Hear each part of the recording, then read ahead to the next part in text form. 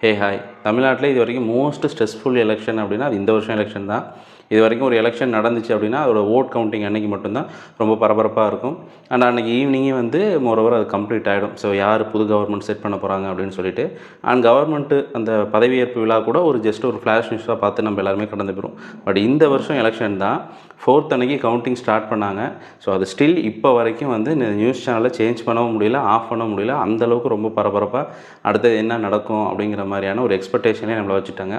And ஃபைனலாக டிவிகேக்கு வந்து அவங்களுக்கு தேவையான 180 தாண்டி இன்னும் 2 சீட், அதாவது 120 அப்படிங்கிற ஸ்ட்ரென்த்தை வந்து அவங்க அட்டைன் பண்ணிட்டாங்க. ஸோ ஃபர்தராக இவங்க வந்து கவர்னரை பார்த்து புது கவர்மெண்ட் செட் பண்ணுறதுக்கான வில்லிங் லெட்டர் கொடுப்பாங்க. அவங்களும் இவங்களை வந்து இன்வைட் பண்ணணும் கவர்மெண்ட் செட் பண்ணுறதுக்கு. மோரோவர் அது வந்து மண்டே இல்லை டியூஸ்டேயில் வந்து முடிஞ்சிடும்னு நினைக்கிறேன். தமிழ்நாடு ஹிஸ்ட்ரியிலே ஒரு திராவிடியன் பார்ட்டி இல்லாமல், அந்த திராவிடியன் பார்ட்டியோட சப்போர்ட் இல்லாமல் பியூர்லி ஒரு கவர்மெண்ட் வந்து ஃப்ரெஷர் கவர்மெண்ட்டாக திராவிடியன் இது இல்லாமல் வரக்கூடிய கவர்மெண்ட் வந்து இதுதான் ஃபஸ்ட் டைம்.